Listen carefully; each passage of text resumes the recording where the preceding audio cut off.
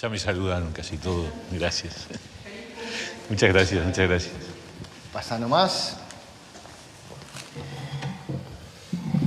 Bueno.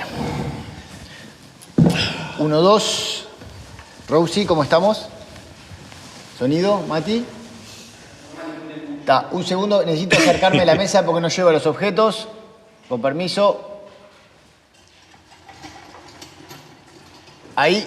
El orden es las chapitas, Eso te la bombilla y después eso te los iba a preguntar. Sí. ¿Arrancamos?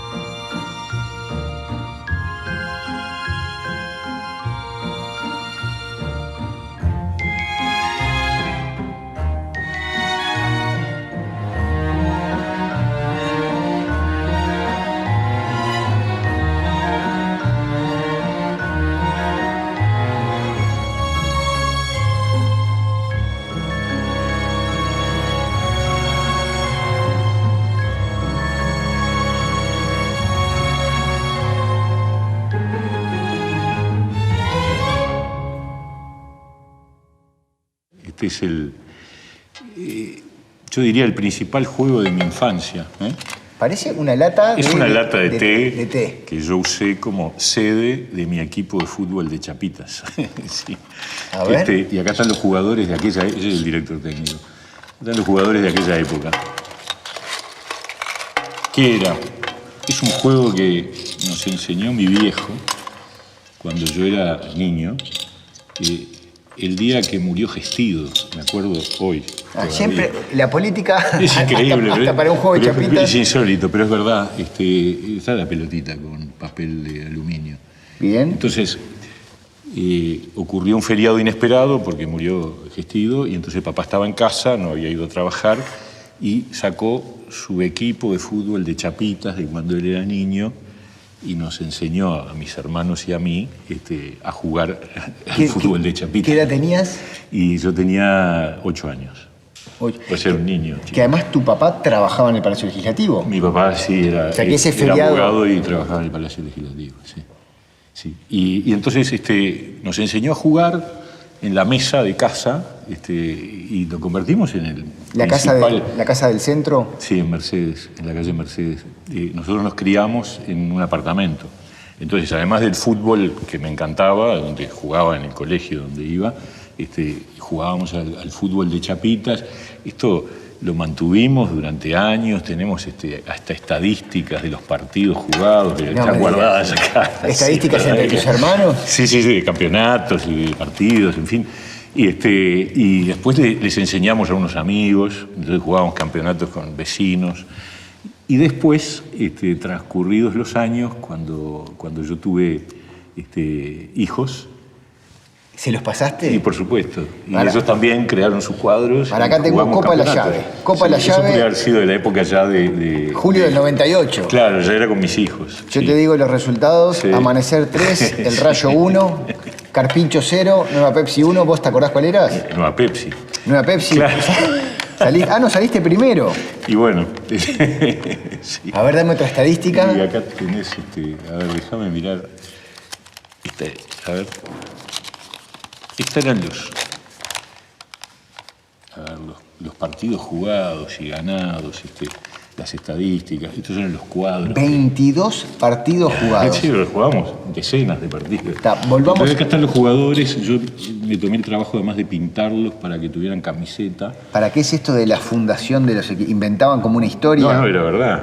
Eran fundaciones de los equipos. El equipo Washington, fundado en el 44. Era de mi viejo. Que eran Chapitas de Estados Unidos. ¿Y el tuyo en Nueva Pepsi eran todas Todos de chapitas? acá, de Uruguay, aunque después tuvimos un equipo chileno. ¿Con chapitas Pero chilenas? teníamos el reglamento escrito, que no lo tengo acá, pero teníamos el reglamento, y fuimos cambiando las reglas, se incorporaban. No, fue toda una cosa con vecinos, con amigos. Para, déjame fantástico. volver un segundo a este feriado nacional. Muere Sí, Gestido, tu padre en casa, junta a la familia, saca la chapita. Saca su caja de chapitas. ¿Y cómo dice? ¿Cuántos contra cuántos? ¿Cómo son las 11 reglas? contra 11, con arcos, los arcos del Futboledi, que en aquella época existían, unos arcos de plástico. Y se pegaba... No, se juega así. Con una chapita, cada uno juega una vez y hay que pegarle a la pelota, y además hay que saber pegarle, y hay que lograr que la pelota levante. Todo un tema. Sí. ¿Y hoy jugás todavía? No, ya no. ¿Cuándo Pero capaz dejaste? quien te dice cuando tenga nietos, Pero ¿y cuándo el cuadro dejaste? está esperando. ¿Cuándo dejaste el juego?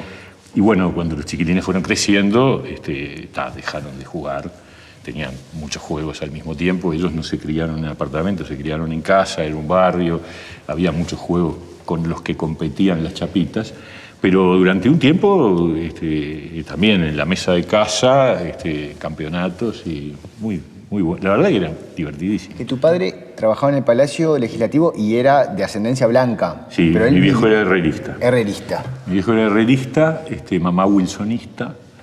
Y el tío mi comunista. tío, que era mi padrino, además. ¿Y a vos te gustaba ver que esa familia tan multipartidaria discutiera y había como una rutina de domingos o de sábados donde Sí. se encontraban todos y se armaba ahí la Había polémica? había mucho debate, sí. Me acuerdo de los domingos.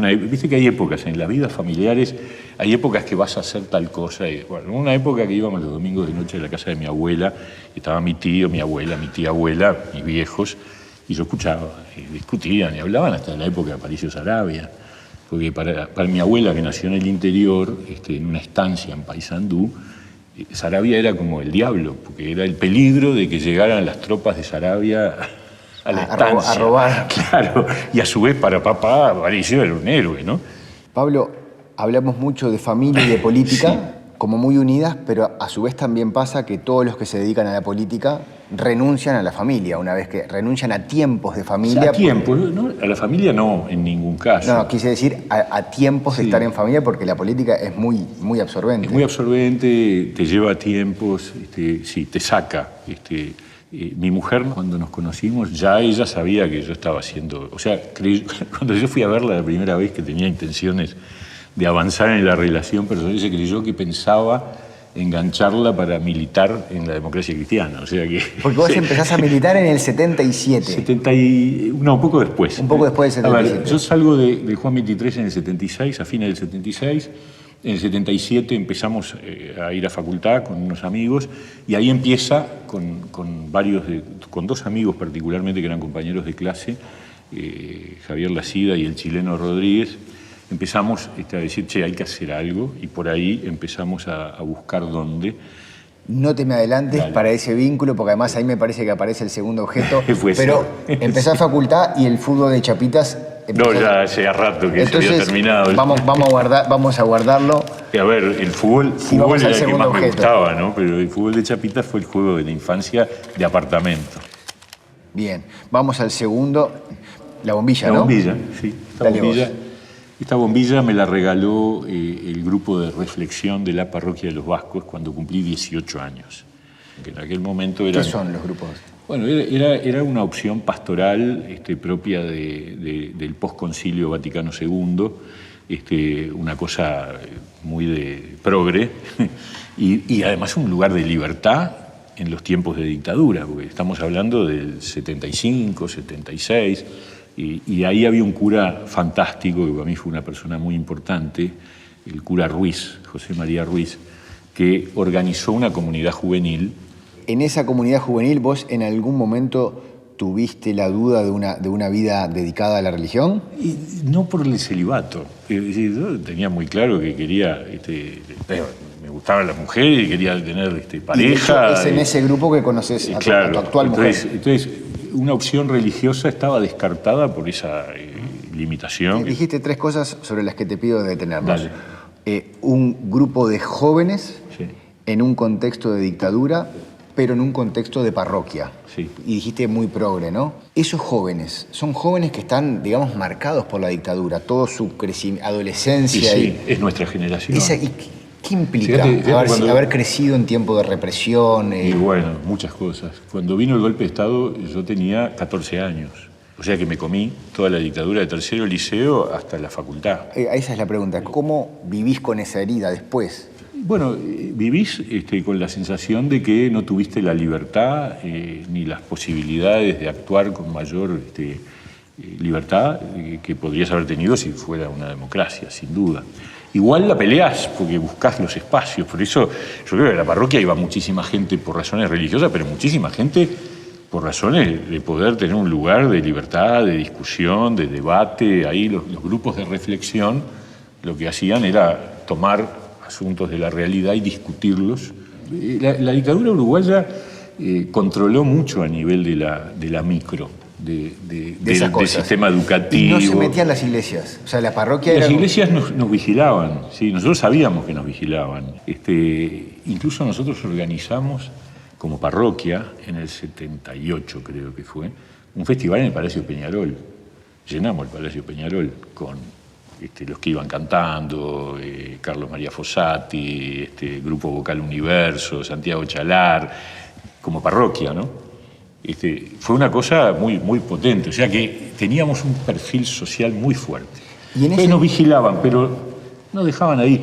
Yo una vez incluso le pedí una reunión a Partelli, al obispo, porque me parecía, sobre todo en la época del 80, cuando vino el tema del plebiscito, yo le reclamé que la Iglesia tenía que jugarse más fuerte contra la dictadura. La verdad que Partelli era un tipo excepcional, ¿no? Primero porque me dio una entrevista a mí, que era un dirigente de la pastoral juvenil, que yo que sé, podía no habérmela dado. Y segundo me explicó, me dijo, bueno, yo aposté a que esto sobreviviera y que no lo arrasaran. Entonces hay cierta parte de la prédica pública que había que, de alguna manera, graduar. Esa fue la explicación. Para que ustedes como jóvenes para que todos ustedes tuvieran esos espacios de libertad.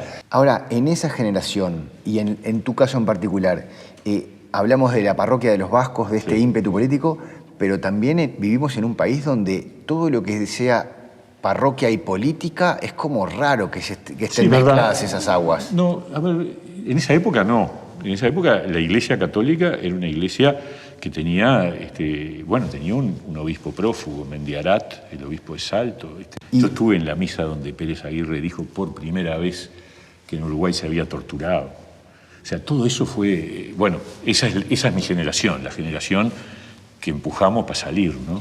¿Y hoy cómo lo vivís? Estamos ya... Yo hoy no soy práctico, soy católico, creo en Dios, siempre creí en Dios, y profundamente, tengo una fe fuerte, pero no practico, no voy a misa, no participo, salvo cuando toca por razones casi que sociales. Bueno, como en el tema del aborto fuiste muy firme también. Bueno, yo estoy convencido. Yo siempre he sostenido que defender el derecho del no nacido, del concebido, es una posición de avanzada. No es... O sea, vos no la ves como una posición conservadora a pesar de haberte formado en una parroquia Al contrario, yo te diría, es lo que dentro de unos años, serán muchos o pocos, va a ser obvio.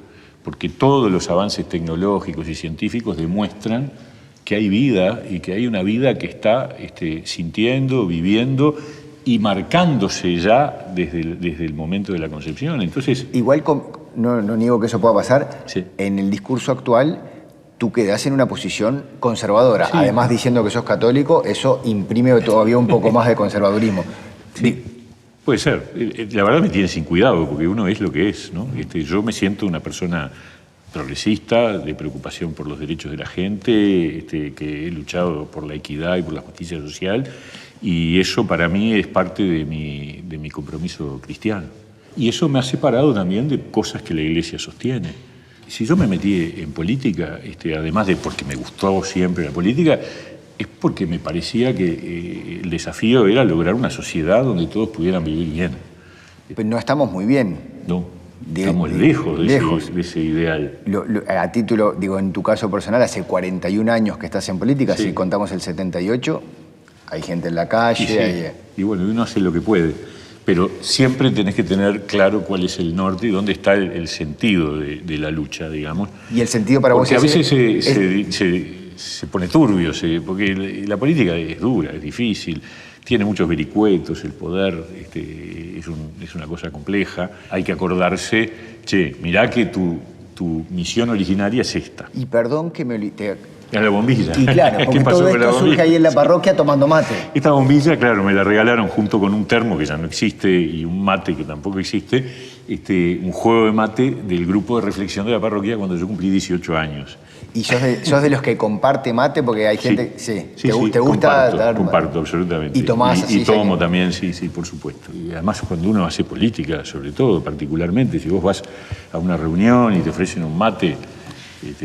queda horrible no tomar mate, ¿no? Vamos al tercer y último. Esto representa... Con olor. Representa los asados en el fondo de casa. Nosotros tenemos un parrillero en casa. ¿Esto también es un regalo o los compraste vos? Esto ni me acuerdo, pero lo uso permanente. Lo uso para llevar la carne, los chorizos. ¿Sos buen asador, Pablo? Bueno, yo creo que sí. ¿Sí? Pero te dicen... Aprendí solo, porque mi viejo no era asador. Entonces empezamos en las vacaciones, que alquilábamos casa afuera, de hace muchísimos años. ¿Dónde? En general siempre en la zona de Piriápolis. ¿En qué otra, elegimos entonces, el mate? En casa, en el fondo, hacemos muy frecuentemente, a nivel familiar, es como una fiesta, hacer un asado o un pollo al limón, y a fin de año hacemos reunión en general con mis amigos políticos más cercanos. ¿Políticos o también de algunos de la época de la parroquia? Tenemos varios grupos, digamos, de amistad. Te escucho y digo, o sea, ¿cómo le da el tiempo? Porque lo que tiene la política es que es absorbente, te lo dicen todos. Bueno, capaz que estoy exagerando la frecuencia, pero puede ser. Pero, a ver, sí, yo creo que se puede, ¿no? Se puede. Se puede. A ver, yo siento, cuando uno hace el balance, que debería haber estado más con los chiquilines, cuando eran más niños, ahora ya son grandes, cada uno tiene su vida, y eso lo siento en el debe, que Rosana tuvo que bancar sola muchas veces. Pero bueno, supongo que en la vida de cada uno siempre hay esas asignaturas pendientes. ¿Qué otras tenés? No sé. ¿Con tus padres sentís que te despediste de tus padres, así? Sí, fueron dos procesos. Papá se murió muy joven, a los 58, de cáncer de pulmón.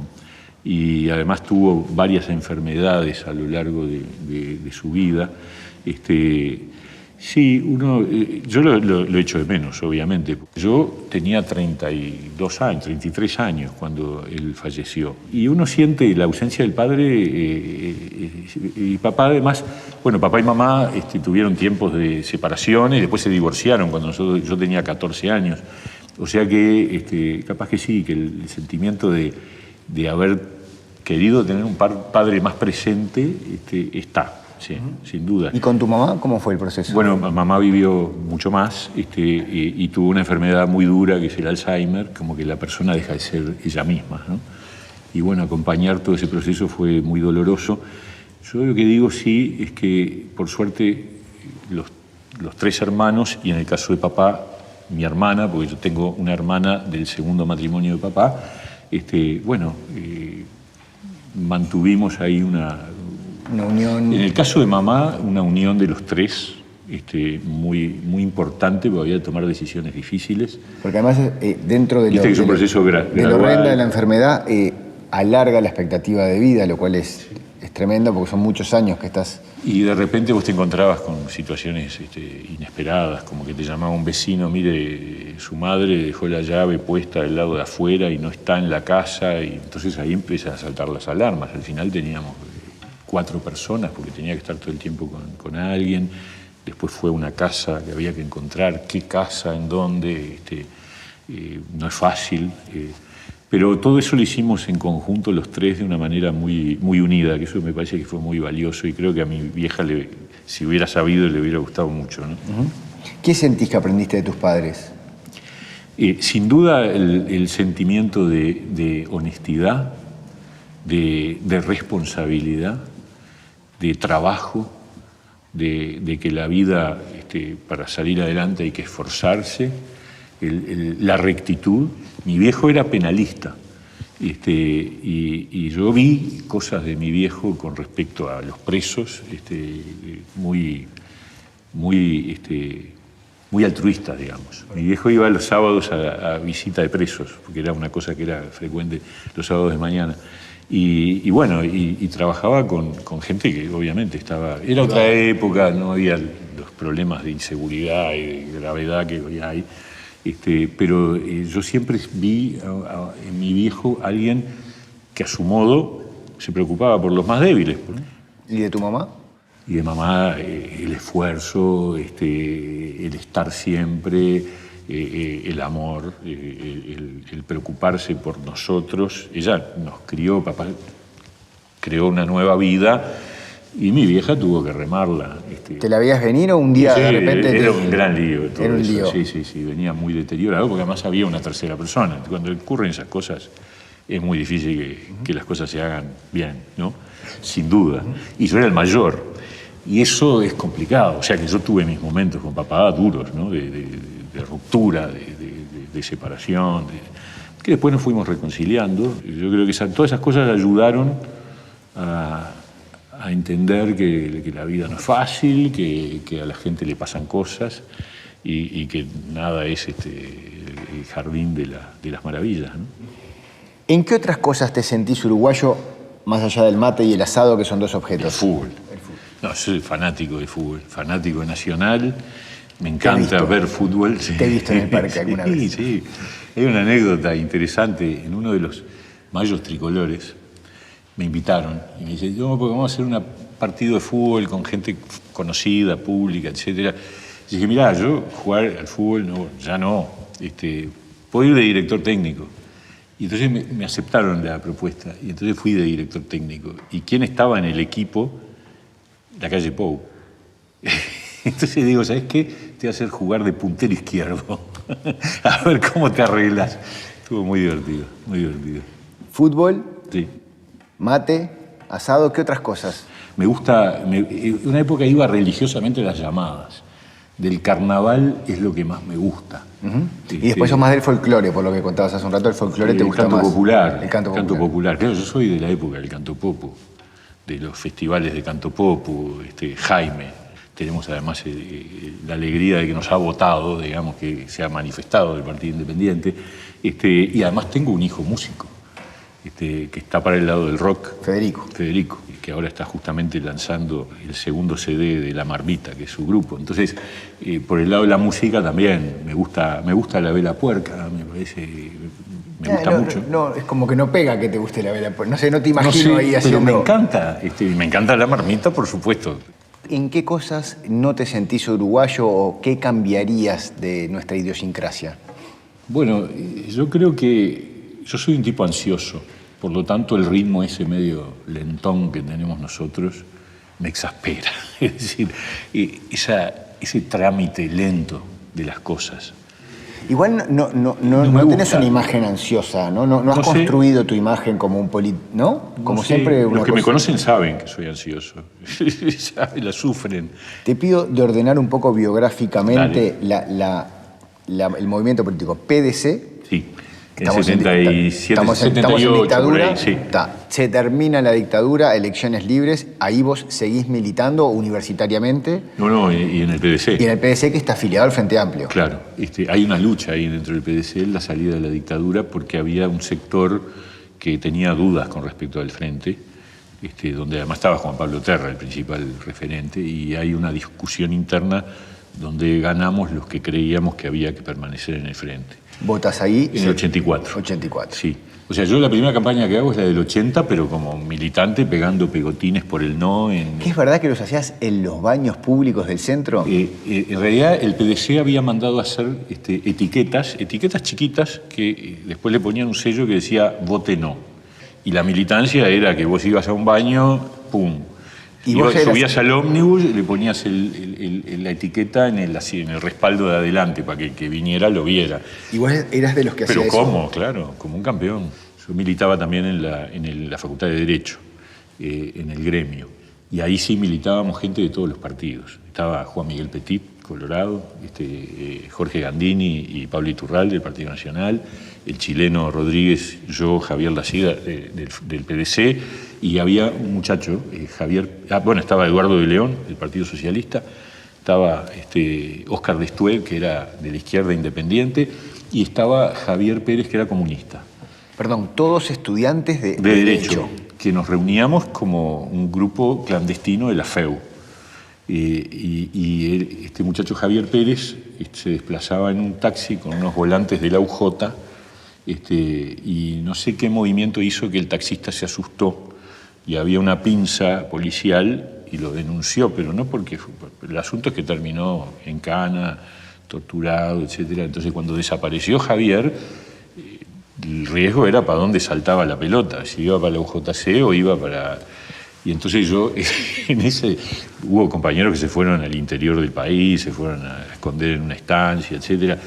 Y yo me fui a casa, levanté un montón de cosas que teníamos, y nos fuimos a la casa de Rosana, yo ya estaba noviado, y la prendimos fuego y dormí en la casa de Rosana un par de días. ¿Qué cosas quemaste? Y informes, folletos, documentos políticos. Aprovecho que esta digresión. ¿Tú ahí militabas políticamente porque estabas estudiando para ser un universitario o ya sabías que a pesar de que estabas estudiando Derecho, que después pasó a ser Sociología, vos en realidad lo que querías era hacer carrera política? Yo no sé, es muy difícil saber eso. Uno era lo que era en ese momento. Yo tenía vocación política, pero en ese momento el objetivo era sacarnos la dictadura encima. Entonces, carreras políticas, uno lo veía tan lejos eso, porque en realidad no había política pública. Lo que hacías, lo hacías medio en la semiclan de... Entonces, no pensaba, yo por lo menos, y mi barra, mi gente, no pensábamos en carreras políticas. Y cuando salimos de la dictadura y entramos en democracia... Ahí empieza, obviamente, la carrera electoral, la ocupación de lugares, las candidaturas, sí. Ahí ya te habías recibido... No, cuando empecé el tercer año de Derecho, ahí apareció un grado en Sociología en el CLAE, y eso me fascinó. Haces toda la carrera de Sociología. Eso no es una carrera en sentido técnico, porque fueron 2 años de cursos y una tesis. Se llamó Grado en Sociología para el Desarrollo, que dictaba el CLAE, que tampoco era una institución reconocida. Con lo cual yo dije, bueno, yo tengo que tener un título universitario, por lo tanto seguí Derecho. Y al final me recibí en el 90... mucho tiempo después. De abogado. Te hago todas estas preguntas y ahora volvemos a la política, porque también en tu perfil hay una beta académica muy clara. ¿Y nunca pensaste en inclinar la balanza más hacia ese lugar, desde lo académico? Es que, a ver, de hecho, Facundo, yo conviví con las dos cosas. Y de hecho, cuando la gente dice, estos que viven de la política, yo viví muy poco tiempo de la política, de toda mi vida laboral. Pero más allá de que vivas en el sentido de tu salario, sí. Tú vocacionalmente... Bueno, siempre la vocación más fuerte era la política. ¿Es la política? Sí. Pero la academia me gustaba y no me fue mal. O sea, yo qué sé, yo he escrito artículos académicos en revistas internacionales, he dado clase en el exterior, tuve una beca Fulbright para Estados Unidos por tema de políticas sociales. Estuve en el Sistema Nacional de Investigadores en un par de periodos. Fui director de la carrera de Ciencias Sociales de la Católica. Fui docente de la maestría de Ciencia Política de la Universidad de la República. O sea, no, es que de hecho ahora que me los contás todos juntos, se podría decir que es más exitosa tu carrera como académico que como político. No sé. Bueno, por todas estas cosas, ¿no? Revistas. No sé. Aunque tu vocación sea la de dedicarte a la política, en estas has logrado más cosas. Me fue bien, me dediqué, estudié, trabajé. En política lo que pasa es que mis opciones siempre fueron vinculadas a opciones minoritarias. PDC en el 84, 89... 89 Nuevo Espacio. O sea, el PDC se va del frente con Batalla del PGP. PDC, PGP y Unión Cívica forman el Nuevo Espacio de Batalla en el 89. Y te vas para ahí. Me voy para ahí. Que Batalla vota solo ahí, antes de que Batalla se vaya con Sanguinetti. Antes de que Batalla se vaya con Sanguinetti. Eso es el 89. Bueno, del 89 al 94 se produce la decisión de Hugo de volver al Partido Colorado con Sanguinetti. ¿Y ahí se produce una crisis. O vuelve al frente, acompañando a Nin Noboa, que estaba en ese proceso de salida del Partido Nacional, o se planta en el nuevo espacio que era el que fundaba Rafael Michelini. Y yo sostengo que había que ir con Rafael. Y pierdo. ¿Vas de candidato? No, pierdo la interna en el Partido Demócrata Cristiano y me quedo en el Partido Demócrata Cristiano, en una posición crítica, pero me quedo. Y hago la campaña del 94 con el PDC en el Encuentro Progresista. Y ahí aprendí una cosa que nunca más, que es no hacer política contra mis convicciones. Pero además yo sentí que estaba haciendo campaña porque no me quería ir del PDC, pero a su vez no estaba compartido. Yo quería estar en el nuevo espacio. Entonces, después del 94, cuando el PDC ratifica que va a continuar en el Encuentro Progresista, en el Frente Amplio, yo digo, bueno, yo ya no tengo lugar, y un grupo nuestro de demócratas cristianos nos vamos al nuevo espacio. Eso ocurre en el 95. Que votás en la siguiente. Como candidato a vice de Como Rafael, candidato a vice. Y diputado. Ahí salgo electo diputado. Salís diputado. En el 99. Y cuando el nuevo espacio decide irse al Frente Amplio, vos... Ahí se forma el Partido Independiente. Por eso te digo que el Partido Independiente no fue una intención mía. Es decir, en realidad nos obligan a salir, como dice la murga. Es decir, yo no voy a hacer política contra mis tripas, contra mis convicciones. Mi convicción es plantarme. Bueno, quedé afuera del Parlamento, 10 años. Vos me contás esto y cuando estás con Batalla, que te dice me vuelvo con Sanguinetti, vos le decís que no, pero Batalla gana las elecciones y es el vicepresidente de Sanguinetti. Cuando Michelini te dice vuelvo al Frente Amplio, vos le decís que no, y era obvio que si te ibas ahí, estabas en el partido que iba a ganar las elecciones. Sí. Entonces uno dice, siempre que está en una opción que está por ganar, Pablo Mieres va para atrás. Lo que pasa es que no, porque el problema es quién gana. Si yo estoy convencido de que esa propuesta que va a ganar está bien, no tengo dudas, yo acompaño. Es más, yo qué sé, en el 94 yo me quedé en el PDC. El PDC fue en el Encuentro Progresista. El Encuentro Progresista estuvo a un punto de ganar las elecciones, ¿te acordás? En el 94 perdió por 1,5 puntos. Pero me sentía muy mal porque no estaba convencido de que ese era el camino. O sea, para mí lo importante es que vos estés en línea con lo que crees que hay que hacer con el país. Vuelvo al origen de mi compromiso político, que es la preocupación por los débiles. Queremos, en un proceso de cambio, que yo tengo la sensación de que los uruguayos quieren. Y esa mayoría de uruguayos que quieren el cambio, ¿dónde crees que te ven a ti en ese cambio? Donde yo creo que estamos parados, que es el centro-izquierda. Somos un partido socialdemócrata. Hay mucha gente que votó al Frente que va a ver qué hace y que le tiene cierta desconfianza a blancos y colorados, con buenas razones. Esas razones. Y ahí el partido tiene su rol. El Partido Independiente yo creo que es hoy la garantía del cambio y de alguna manera la fuerza que tenga el Partido Independiente va a impedir que la balanza se vuelque para la derecha. El Partido Independiente es la garantía del cambio y al final queda ahogado entre los que son más grandes. Yo entiendo que eso es no necesariamente, porque en esta elección no hay mayoría absoluta. En esta elección, el 27 de octubre, se definen las cuotas de poder entre los distintos partidos. Y cuántos votos tengamos nosotros van a definir para qué lado va el candidato que le toque representar el cambio. Si él tiene que negociar con Cabildo Abierto, es una cosa. Si tiene que negociar con el Partido Independiente, es otra. Y yo creo que eso es lo que está arriba de la mesa hoy. A mucha gente que votó el Frente, votar al Partido Independiente es lo que le dice, bueno, está bien, vamos a hacer un cambio porque esto no da para más, estos están agotados, pero tampoco caigamos en el retorno a las viejas épocas. Está bien. Por lo menos a nivel teórico, podría no ser un problema del Frente, sino de la propia gestión del poder durante tantos años, como en su momento le pasó a los yo creo que ese riesgo hay, sí, claro. Que es un riesgo como, si querés, no sé, el poder, antropológico de que... El poder corrompe. Sí, ¿crees o no? El poder, a ver, esa es la frase común, ¿no? El poder genera el riesgo de corrupción, sin duda. Entonces, la cuestión es tener la férrea voluntad de que cuando aparece el foco de corrupción, extirparlo. Y extirparlo a veces puede ser muy doloroso, porque a veces puede ser que el que se corrompió es alguien de tu confianza, es alguien que está muy cerca, es alguien al que vos le tenías, nunca te hubieras imaginado. El mundo está lleno de esos casos, ¿no es verdad? Lleno. Entonces hay que... Y bueno, viejo, pero lo primero es que vos tenés que ser fiel a la gente y al bien común. Vos me dirás, es fácil para vos No, porque bueno, está fuera del poder. por lo menos está bien, pero es lo que yo creo.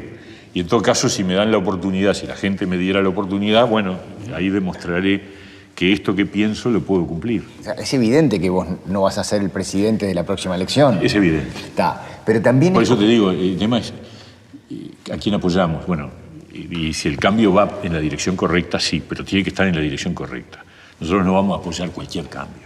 Y eso significa esto, las garantías de transparencia y de control, y también significa la preocupación por políticas sociales. Porque si nosotros queremos revertir este desastre que es hoy la convivencia entre los uruguayos, la llave es políticas potentes sobre la primera infancia. O sea, el gobierno de izquierda ha fracasado en esto, que es el corazón de la izquierda. Sos parlamentario, charlás con ellos, están ahí al lado tuyo, tienen horas, están... Y hablás esto. Y hablamos. ¿Y qué te dicen ahí los de izquierda, los del Ellos frente? defienden lo que se ha hecho. Yo creo que sí, de buena fe. Yo creo que, a ver, yo soy de los que cree en serio que la gran mayoría de los que hacemos política lo hacemos de buena fe. ¿Y por qué la gente no piensa eso? ¿Por qué hay olvídate, Frente Amplio y Partido Independiente, Blanco Colorado, hay mucha gente que no cree en ustedes políticos? Es horrible, es verdad. Yo creo que porque la gente ve los fracasos de la política, porque estamos al final de un ciclo también, yo creo que la gente creó una esperanza con el Frente y el Frente ha defraudado esa esperanza y entonces es muy fácil para mucha gente decir, son todos iguales. Y entonces decir, bueno, ya los blancos y los colorados en su momento los descartamos y ahora vino el Frente y también nos defraudó. Entonces son todos iguales y barren y buscan. Y ahí buscan los salvadores. Y entonces vienen los salvadores, los mesías, que yo sé, la gente dice, bueno, por lo menos probamos con alguien nuevo, pero no, a ver, nosotros nos gustaría tener la chance. Pero claro, evidentemente los números hoy no nos dan. ¿Cómo es el modo de liderar tuyo? Bueno, a mí me gusta trabajar en equipo, ¿no? Esa es la verdad. Pero todos pero es verdad. Pero todos contestan. Ay, qué horrible. Sí, pero es verdad. Sí. Yo tengo un grupo de gente con la que me reúno, pero también converso, sos un tipo que pero tomo decisiones. Pablo Mieres manda adentro del Partido Independiente. Sí. Pero te quiero, déjame hacer esta pregunta. Si vos me dijeras, mi modo de liderar es que adentro del Partido Independiente mando yo. Te quiero preguntar, ¿te crees que eso te perjudica como político? En vez de decir... No. Es que mandás vos adentro del Partido Independiente. Yo tengo una cuota de decisión importante, es verdad. Y hay mucha confianza en mí. Y por eso yo me siento muy responsable cuando metemos la pata. Voy a cortitas. Dale. ¿Te acordás lo que soñás? Pocas veces. Es una cosa que mi mujer siempre se acuerda y me cuenta los sueños. Psicóloga, Rosana. Sí, claro. Y yo le digo, yo me olvido. ¿Sabés lo que tengo la sensación de que cuando recién me despierto me acuerdo, pero al minuto me olvidé. ¿Pero dormís bien? ¿No soy de la persona que se despierta varias veces en la noche? No, duermo bien. Sí, en general duermo bien, sí. ¿Última serie que viste? Estamos viendo ahora una danesa de una, no me acuerdo el nombre, pero es de una familia que es una cosa rarísima. La que son protestantes. Sí, exactamente, de la iglesia de Dinamarca. Sí, ¿cómo es que se llama? ¿Cómo? Algo en que creer. Algo en que creer. Estamos viendo esa.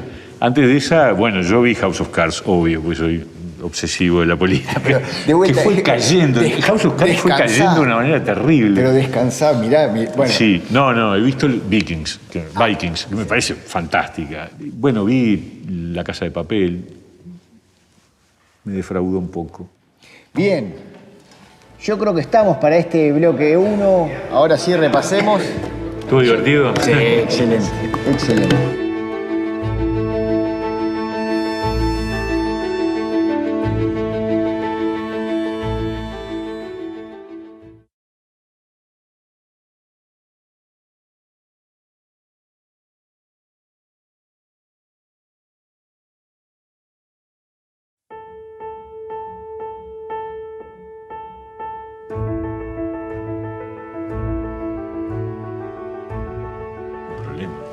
Bueno. Las encuestas. Vamos, porfa, vamos. ¿Estamos grabando? Pablo, ¿qué es lo más difícil de la política? Manejar los conflictos, sin duda. Tomar decisiones cuando sabes que las alternativas generan siempre costos en algún sentido. Creo que eso es lo más difícil. Y en eso, por ejemplo, la alternativa de que vos delegues el liderazgo del Partido Independiente, aunque quedes más como una figura que piensa, pero ¿fue una opción para ti? Yo creo que eso debería pasar en algún momento y me parece que es parte del crecimiento del partido. Yo soy por cuarta vez candidato a presidente y al Senado.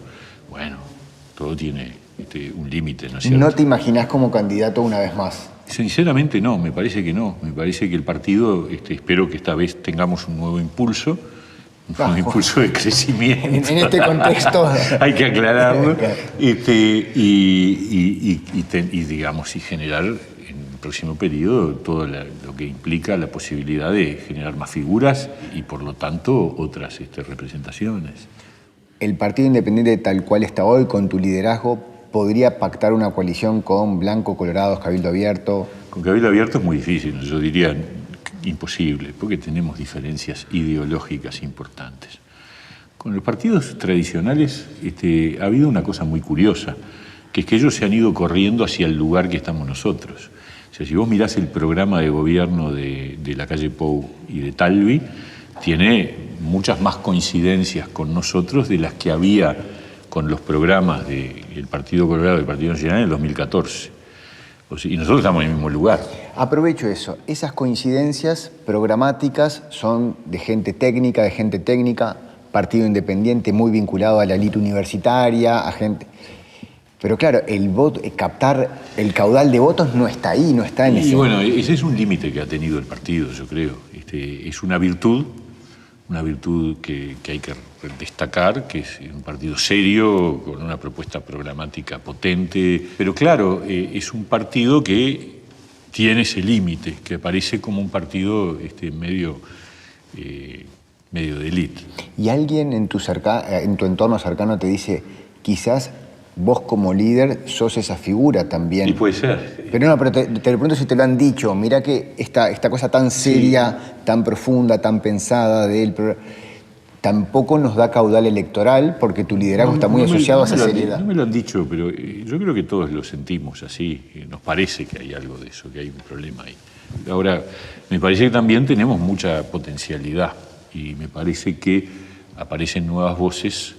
Gerardo Sotelo, Mónica Botero, Antonio Chiesa, está la incorporación de José Pablo Francini Valle con su grupo, hay un grupo de proecología, todo eso empieza a mostrar que el partido tiene más elenco y tiene otras sensibilidades y me parece que eso puede hacer crecer el partido, ¿no?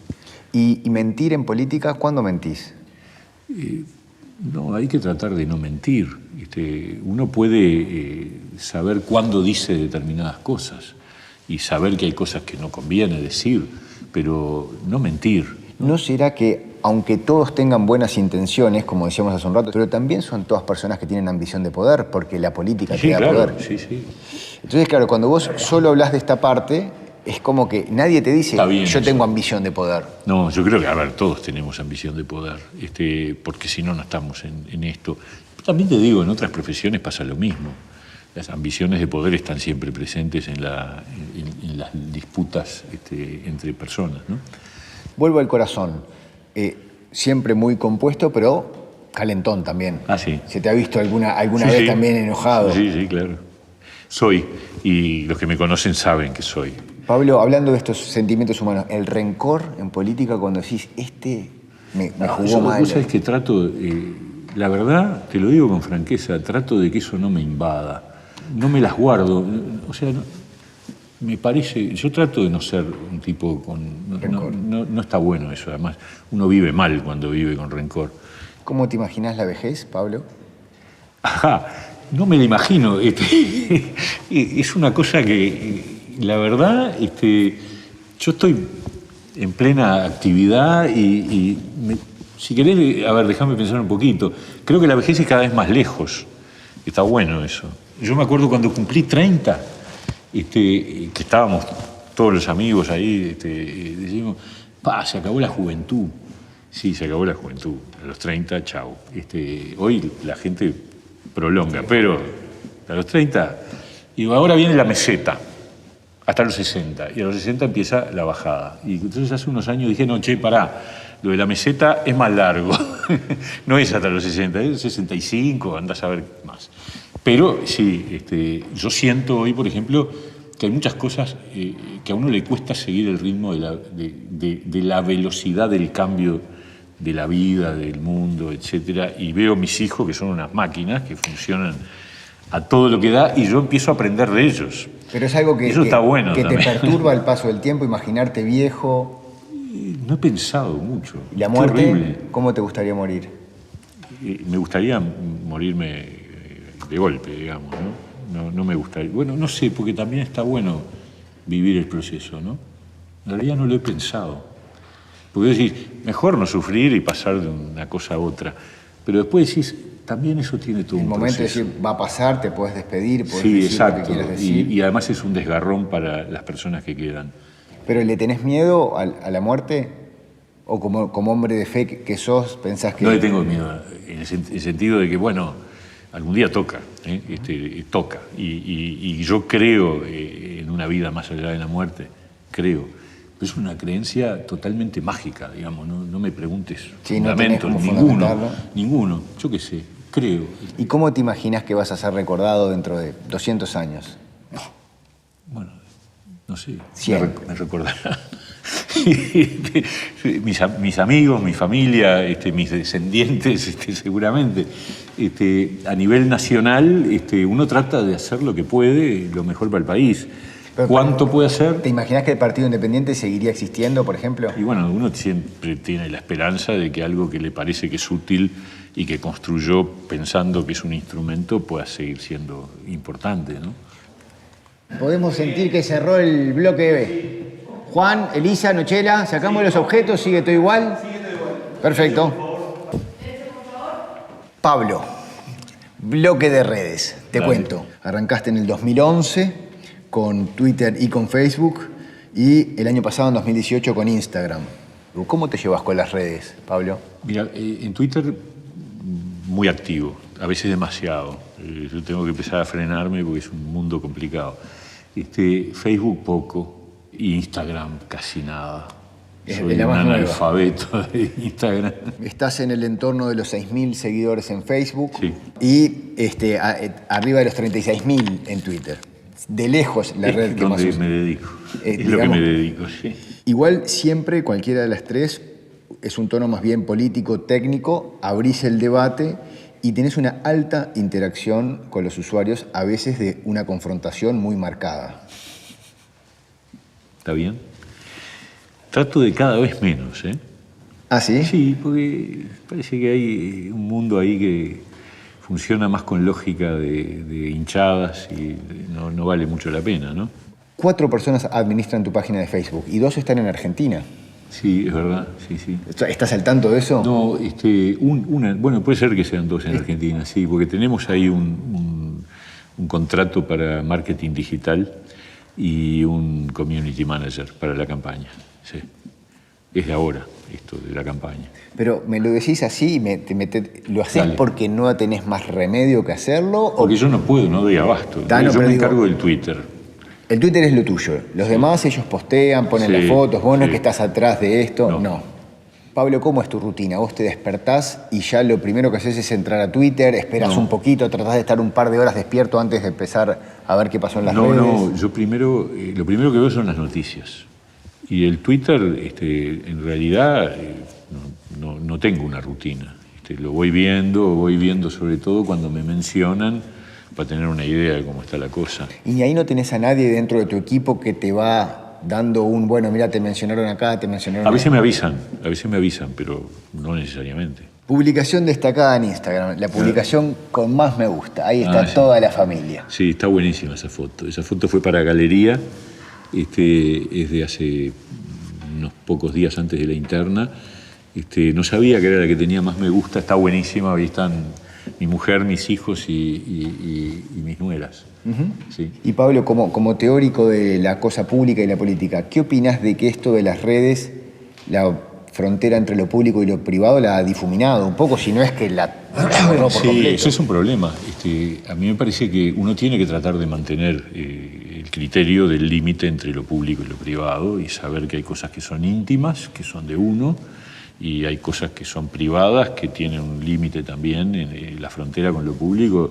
Me parece que es un asunto importante, sobre todo cuando uno es una figura pública y tiene un montón de gente, familiares y amigos, que no tiene por qué exponerlos y hacerlos pasar por una decisión que no tomaron, que la tomé yo, pero no los demás. Pero también te hablo de otro riesgo, que en ese sí me parece que estás mucho más metido, que es quedarte dentro de esa burbuja que es Twitter, por ejemplo, y pensar que todo el mundo está hablando de lo que vos estás pensando. Yo y sí que no lo creo, Y de repente decís... Es un mundo muy endogámico, digamos, o cerrado. Es una burbuja, lo que vos decís, tal cual. ¿Y cómo se sale de esa burbuja? No, ¿Cómo haces tú para salir? No salís de esa burbuja. Es decir, esa es una burbuja. Después entras en otras burbujas. Cuando vas a un medio de comunicación, es otra burbuja.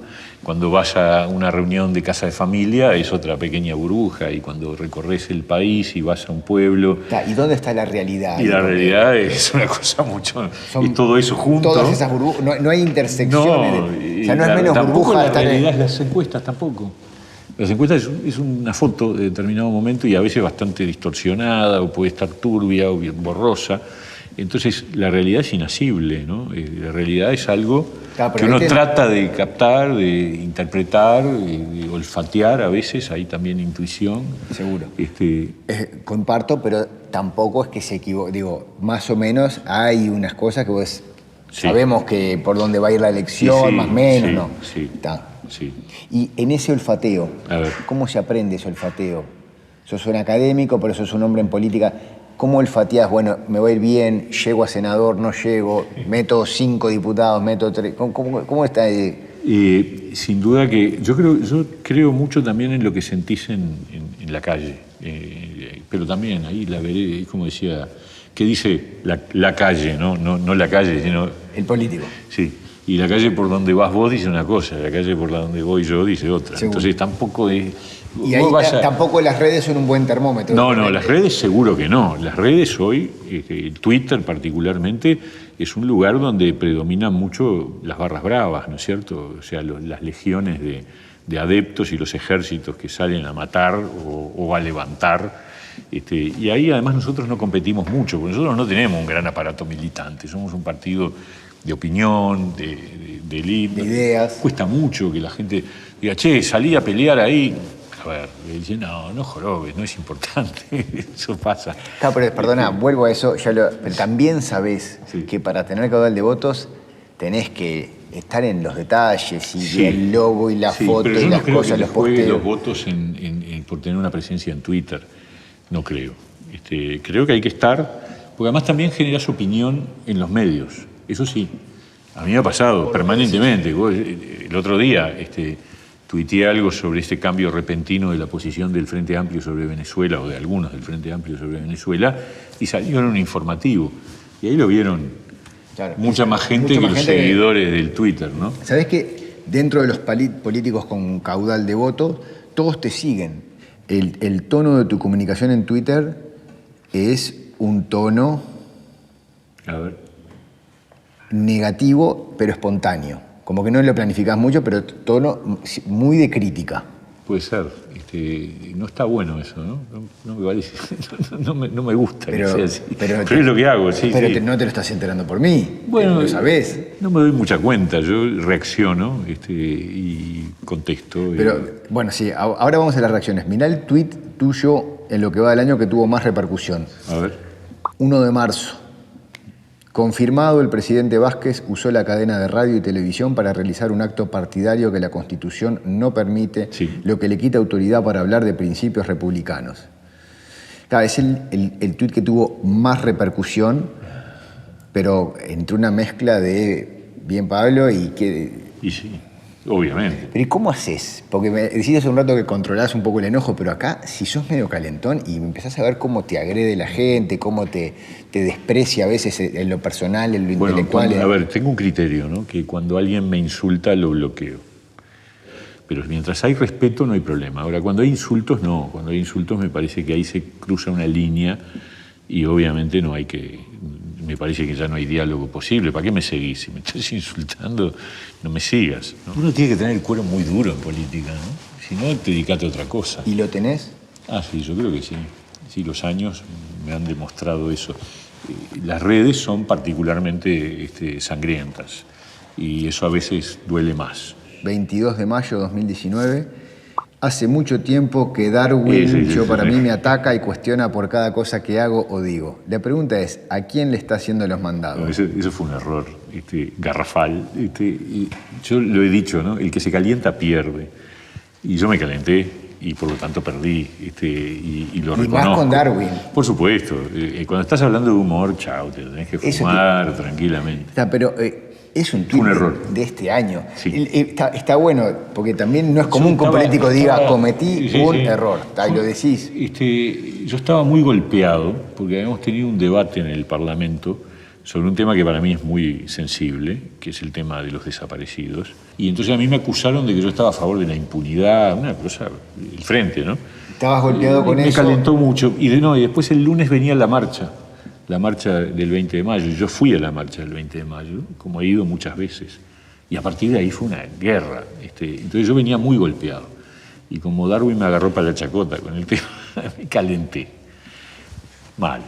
Y ahí vuelvo a tu familia, Rosana, Federico, tus hijos. Y lo deben sufrir un poco. No te dicen, hoy leí 20 comentarios de tal cosa que... A veces me avisan, por ejemplo, cuando este lío que me mandé con Darwin, me dijeron, vos te equivocaste. Lo dijeron todos, mis hijos, todos. Y sí, es verdad. Es que se equivoca porque actúa en caliente. ¿Ves? Ahí está. Ahí salió eso que vos me decías. Yo soy un tipo que a veces se calienta. Seguro. Entonces me calenté y en vez de pensarlo 10 minutos. Ahora, también son pocos los políticos que reconocen errores. Como estás diciendo vos ahí, me equivoqué. Pero sí, está bien, yo creo que... ¿Cómo no vas a decir? Pero ¿y por qué son tan pocos? No entiendo, ¿Por qué pasa tan pocas veces que un político, como estás haciendo tú ahora, dice, eso fue un error que cometí? Sí, Siempre es, no, en realidad... La verdad, me parece que eso es parte de un valor, que cuando uno no es perfecto y cuando comete un error lo tiene que reconocer. Pablo, estaríamos estando, no Perfecto. sé si quedó algo en el... Bueno, bárbaro. No, muy divertido. Feliz cumpleaños otra vez. Muchas gracias, Facundo. Gracias, Pablo. Vamos arriba. Vení por acá, por favor, que te voy a mostrar Foto ahora. falta ahora, ¿no? Ah, sí, hay una foto y creo que te hacen una nota para redes ahora.